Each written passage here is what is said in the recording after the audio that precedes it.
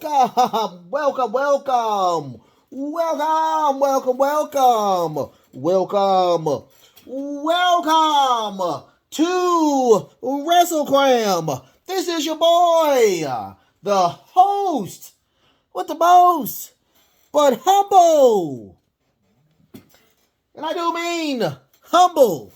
D Nostra Novice, aka Derek, and I'm here on a Sunday to give you, of course, AEW Extreme Rules. First and foremost, thank you so much for being a part of the day, the week, the night, whenever you're watching it. I thank you so much for allowing me, your humble host, to grace you with my presence or whatnot. I tell you, without you guys, it truly wouldn't be me. It truly wouldn't be me, and I thank you from the bottom of my heart to the depths of my loins. I do thank you so very much for allowing me to be a part of it. If you want to do anything for me, anything for me, other than watching the show, thank you. Go ahead and hit the like button. Hit that like button for me. If you don't like it, take it back. But if you do like it, keep it. And if you want to do anything else for me, other than those two things or whatnot, go ahead and hit the sub button. Hit that sub button. We're on the road to monetization. We're on the road to the monetization thing. More things will happen if we get monetized or whatnot, which I think is going to happen. I'm going to claim that now, that we're going to get monetized eventually. If you want to do anything else for me, I'm not asking for a dime, I'm not asking for a red penny or whatnot. Go ahead and hit the notification bell. I do seven core shows each and every week or whatnot. This week is a little different because we have, of course, Extreme Rules. So we got all that all out the way. Okay, so I was supposed to do the review on Saturday, okay? I watched it Saturday. It gave me a bad taste, so I wanted to lay down on it and rewatch it. So I watched it 2 times back to back. I watched it yesterday and I watched it today or whatnot. So my perspective on Extreme Rules is that it was a B or level show. B level show until the very end. Until the very, very end. I talked to my little brother. We talked about it for a while, and I honestly thought that the first match was good, but the last match was even better. So I got some beef. I got some beef. I do. I'm gonna cook it up for y'all as well. But other than that, the show itself was really, really, really good. To be a B-level show, this show right here was actually better than AEW All Out. Hands down. I mean, I'm just telling you the truth. WWE is on it's just on the greatest level trajectory, going nothing but up. And I love it. I love it so much. And hands down, great show. I mean, I wouldn't say great. How about that? I wouldn't say great. If I had to put it on a scale, I would give it a 90%, which is a B. A really high B, but I'll give it a 90%. I'll give it a 90%. Okay, so let's talk about it. The first thing that we saw was, of course, the intro package where Paul Heyman was telling the young man to spell extreme, and they was giving the definition, and the little boy said at the end, what is the origin? Where's the origin of Extreme? And he says Philadelphia. Of course, he was the owner of ECW before they went away. So after that, we got the very first match, which I thought was really good. I thought it was really, every time we get these 6 men together, it is just magic. It's truly magic. And when I tell you, go watch the entire show. Watch the entire show. That's how crazy this is. Extreme Rules, keep Extreme Rules in the storyline. I mean, in all of it, because if you don't, I will be mad, because this Extreme Rules was so good. So we got the Brawling Brutes versus Imperium in the Donnybrook match. This is like the 3rd Donnybrook match we've had so far. This match was over 25 minutes. That's how long this match was. That's why I cannot get as much as I can. Imperium got a lot of offense in. When I tell you at the beginning, a lot of offense in. But we did finally get the Brawling Brutes. We finally got Sheamus finally came out of the shell and just first we got a Razor's I'm sorry, a Razor's Edge off onto Gunther onto the commentator's desk, destroying the commentator's desk. We got a beautiful triple team move by by Imperium onto Butch, which was awesome. We got just craziness. We got Sheamus finally gets pissed off, throws over the bar table, gets back in the ring. It's just him and Gunther for a good 5 to 10 minutes, going back and forth. We finally get all of the other teams back in. They all knock each other out. They finally get up to try to do something. Kaiser did a beautiful thing on Butch. It was like a nice little sidewalk kick, knocking Butch completely out. They throw Sheamus out. We get Ridge Holland. He gets his beautiful move where he grabs both Giovanni and Kaiser, throwing them over. It was insane. We also got a spot from Butch off the top of the barrels, doing a backflip, clearing the outside out. But we got shillelaghs. We got lots and lots of shillelaghs. And we got a huge shillelagh onto Sheamus. But eventually, the Brawling Brutes gets another shillelagh and beats the living crap out of Gunther. It was just a brawl out of no other. We finally got the bro kick onto Giovanni. They were not going to put that on Gunther, so they got it was a crazy bro kick onto Giovanni, knocking him square out for the Brawling Brutes to win the match. When I tell you this was another qualifier for match of the year, it has to be. This match was so good. Almost every match on here could have been match of the year qualifiers. Hands down. So after that, we had to cool it down a little bit. So we got The Miz. The Miz has a promo with the weird looking orange thing that the Flyers have. I forgot what that thing is called. In the comments, what is that thing? What is that thing called? What is he? Or whatnot. I'm going to call him the Munchkin or whatnot. So the Munchkin came out. He's giving out shirts to everybody. And the Miz is still upset. He's trying to get with Triple H to okay that we will have Dexter Lumis free a birthday celebration on a Monday. But he still has not gotten with Triple H. He gets with the Flyers Gremlin guy. He grabs the shirt. Well, the Gremlin guy wants to give him a shirt. It's an Extreme Rules shirt with him on it. And the Miz like, you want me to put that over my $10,000 suit? No! Grabs it, throws it on the ground, and stumps on it. I thought that was pretty funny. After that, we get the Ronda Rousey versus Liv Morgan match. This was probably the worst match I've ever seen out of anything. I'm happy that Liv Morgan lost that belt. The experiment should be over. It should be over. Okay? I am tired of Liv Morgan. I think that she did good on some matches, but this match still proves that she should not have a title. Hands down, I'm sorry, but it's just the truth or whatnot. We got a lot of baseball, aluminum bat type things. Liv puts up a table in the ring. She botches that as well. Ronda does slaps her with the belt, which her late trainer, who just passed away about a month ago, she did attribute this match to him.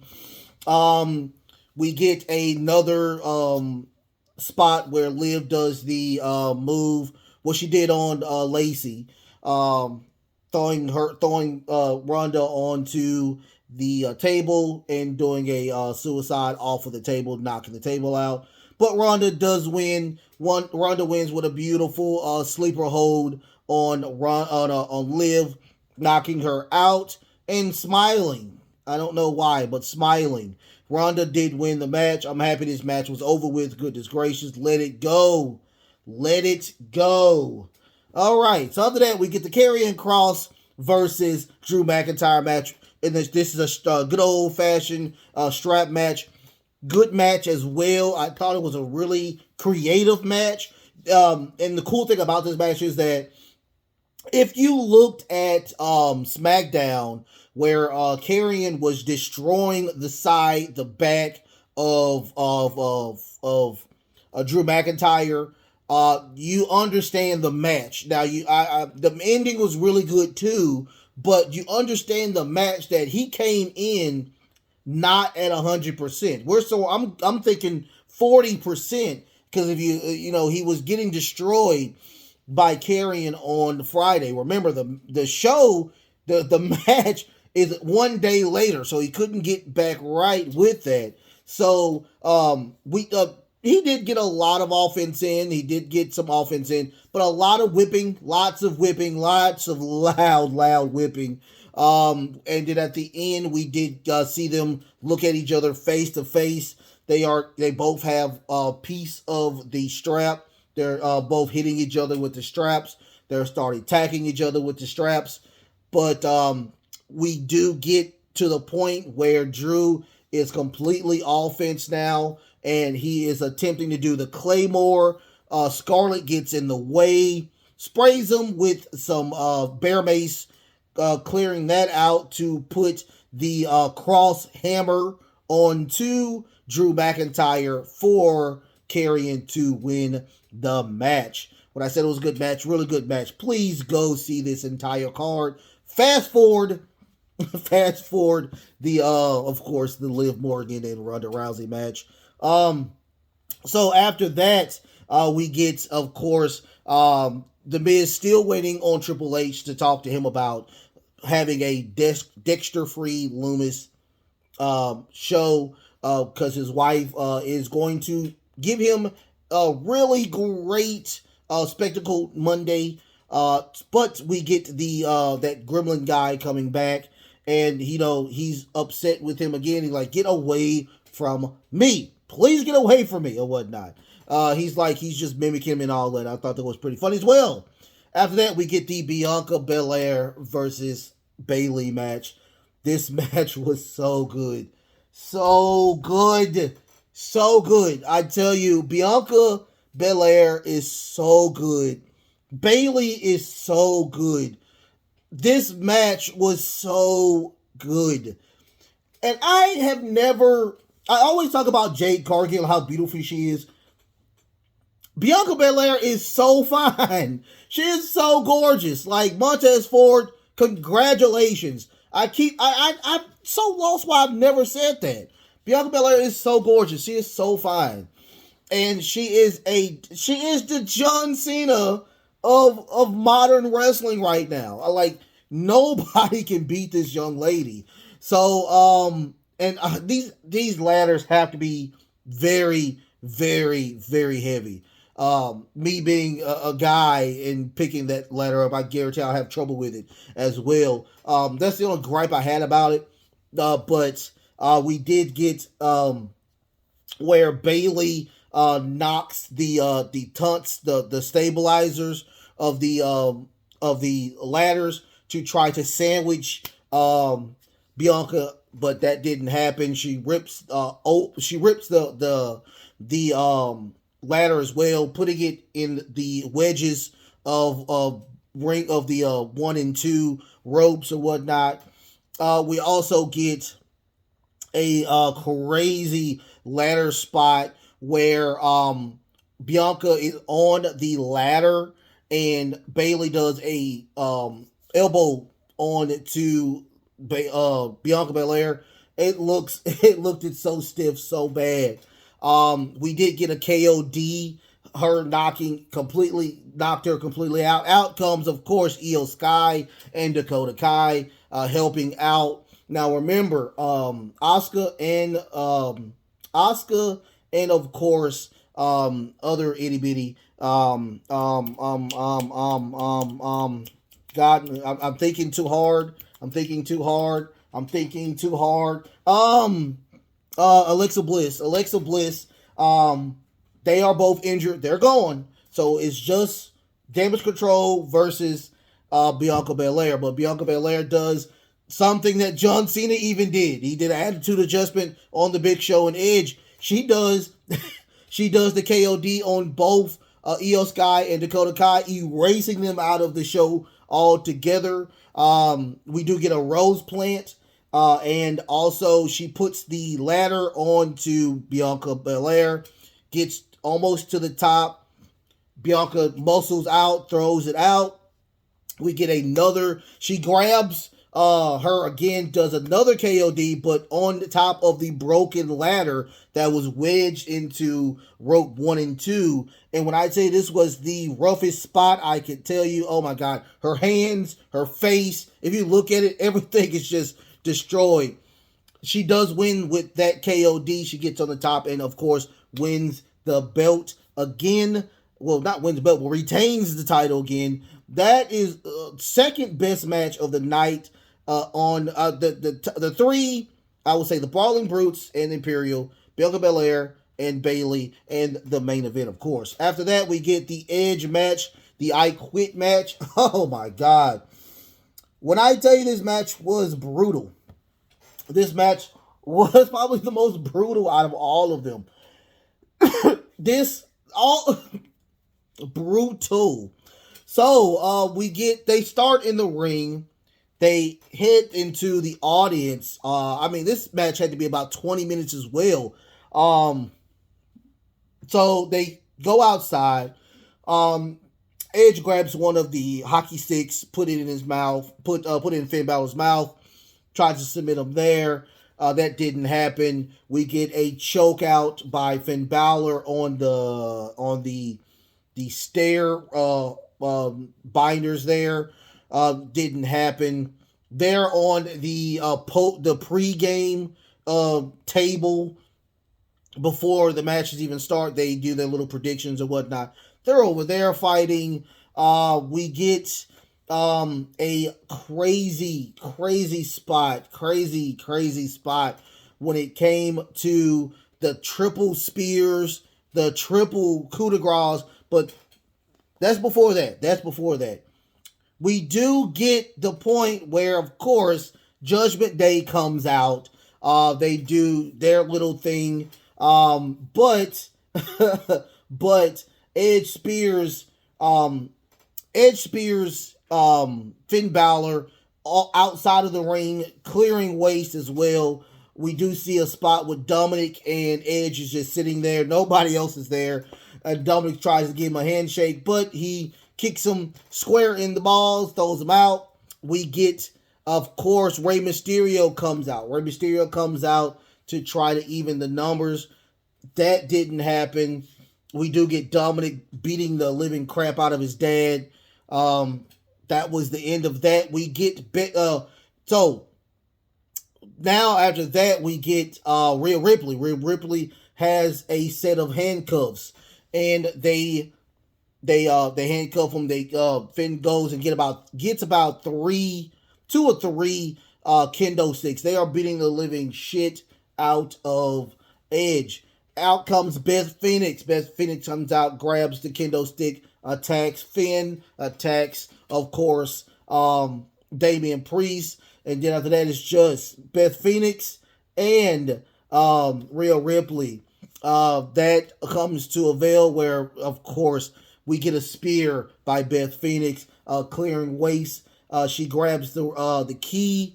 They take the key out. They now Edge does his triple. He does his triple spears, like I was saying. Beth Phoenix grabs a chair. He knocks the chair out, gets that little steel part to do that nice little submission. But Rhea Ripley comes in, knocks Beth out with brass knuckles. She is out cold. We get the 3 coup de grace by Finn Balor. They get the mic. He says, "Do you quit?" He says, "Go to hell." That doesn't work. So we get 2 chairs. Rhea Ripley brings in, and we're getting a concerto. She says, "I will do it. You need to quit." And he quits, and they still put the concerto on to Beth Phoenix. Beth Phoenix is gone, knocked out, lullaby land. So we do get that, and they do leave, and that was the end of that. Finn Balor does win. And then after that, we get, of course, the last little segment with, of course, the Miz and that Philly guy. And Miz beats him up. Miz beats him up. And so we get Dexter Lumis. Dexter Lumis chokes, of course, the Miz out. The flyer guy gets up, kicks him in the stomach, and they walk away into the sunset. So after that, we get the Seth freaking Rollins versus Matt Riddle in the pit fight match. This was the best match of the night, hands down. I'd never seen a pit fight match because that's NXT thing. Now I get to see the pit fight match. There are no ropes or whatnot, so it's a nice little concoction of what they have with a cage match, but it's a thing, and then they have another kind of cage above it that has little things right there. So I've never seen this. It was really good. So we get where, of course, Riddle, he's an MMA guy. So he gets a lot of offense in. First and foremost, Daniel Cormier gets attacked by Seth, and Daniel grabs him like, look, yo, your matches with Riddle, do not touch me again. He's like, all right, so he's never touched again. Seth gets on the top right there. They start singing his praises. Riddle gets on there. He bites Riddle's hand, trying to get him to fall back down. That doesn't happen. Riddle does a nice little submission on to Seth. But we get a beautiful pedigree by Seth Rollins. Riddle comes in with a RK Bro onto Seth, bringing him all the way down. Now, here's the spot that made me cringe, but I thought it was really good. We get a Bro Derek off of the top thing. It was really bad. But I mean, I understand. If his ribs are not bruised after this, or probably broken after this, all I can say is wow. We get the triangle bar, arm bar. He never lets go of this arm bar. Seth picks him up, throws him, tries to throw him on each side, but he does not let go. Seth eventually taps out for Matt Riddle to win the match. I think I am 2-3 when I predicted, or is it 2-4? No, I think I'm 3-3. I think I split it down the middle here. So Matt wins. After that, the lights go out, and of course, we get a homage to the old Bray Wyatt, where he has his friends around him or whatnot. Hopefully, he has his faction. Please give him a faction. But he has all his friends around him. They go into that funhouse thing, and it's all destroyed, old and stuff. They have the Fiend mask on the commentator desk. They're all terrified. They run away. And we get this door. That has the smoke coming out and lights blasting out of the door. The door finally opens, and we get a man with the traditional Bray Wyatt thing right there. Hey man, how you doing, man? You know, that type Bray Wyatt, which I loved. And he has a mask on, but it's not the Fiend mask. It's like that V from Victoria, that one, the V from Vendetta. He had that type of mask on. He took the mask off, and it's of course Bray, and he blows, and it goes out, and we get that. Great show. Like I said, I thought it was a 90. Great job. I enjoyed it. If this is a B-level show, AEW truly needs to step their game up times 12, because this is where it's at. This is the A show. And when I tell you, I can't wait to see what happens on Monday. I just can't. Also, like, share, and subscribe to this show. To this channel. Like it, love it, do what you got to do. I love y'all so much. You will find out what my 2 cents will be about. I think I've already told you what it's going to be about, but we will talk about it more in depth. Also, later on today, you will get not the my 2 cents. You'll get the Dirt Sheet Roundup, where I will take care of all that as well. I love y'all once again. I love y'all so much. Until next time, the best is truly yet to come. Love, peace, and of course,